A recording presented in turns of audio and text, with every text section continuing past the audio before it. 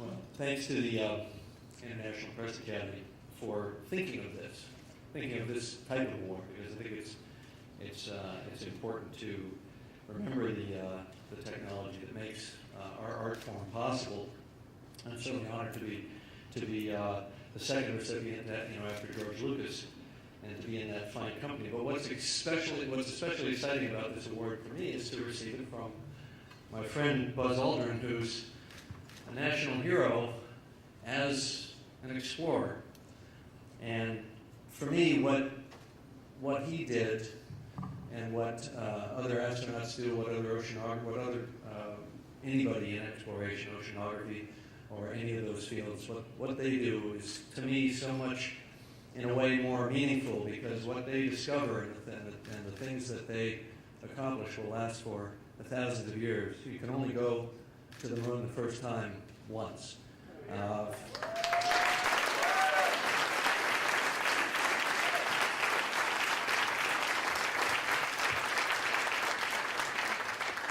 And I think it relates a little bit to I guess, this award in a sense, because when I was a kid and when I was in my teens in the 60s, it was a real golden age of exploration with the Apollo astronauts and with Jacques Cousteau exploring the oceans. And it wasn't just about the exploration, it was about the images that were brought back.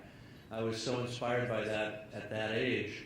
I never thought I'd be a filmmaker. I wound up being a filmmaker, and I spent 20 years as a film director before after Titanic, decided I would try my hand at some real exploration, and coupling that with my filmmaking heart and trying to find ways to finance that exploration through filmmaking. I know Jim Janopoulos is here. He's the head of Fox Movies now, co-chair there.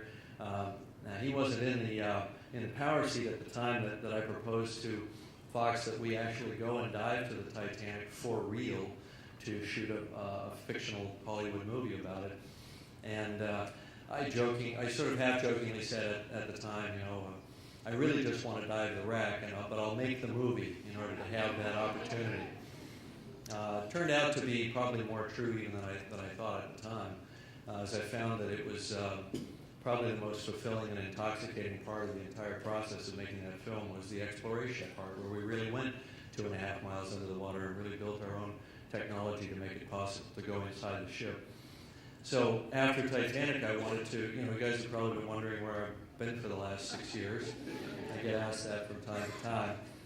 And it's basically, I've been mostly creating new tools. And after Titanic, I wanted to do some films about space, both actual shooting in space, which I think desperately needs to be done, whether by me or any other filmmaker, and some fictional films about space, because I wanted to do films that were about that spirit of exploration.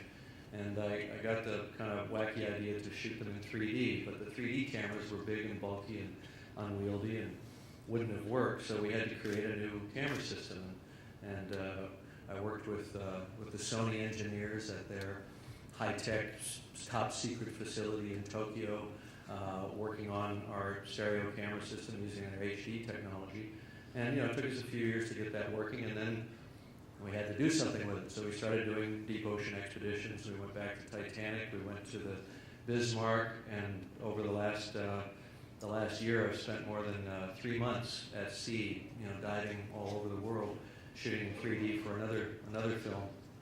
And so now that the technology is mature, and we want to bring it back and use it on a feature motion picture. So somehow the spirit of exploration is what renews, whether it's metaphorical in the sense that you're exploring new ways to create tools for cinema, or whether it's literal, like you're really trying to go someplace and do something amazing.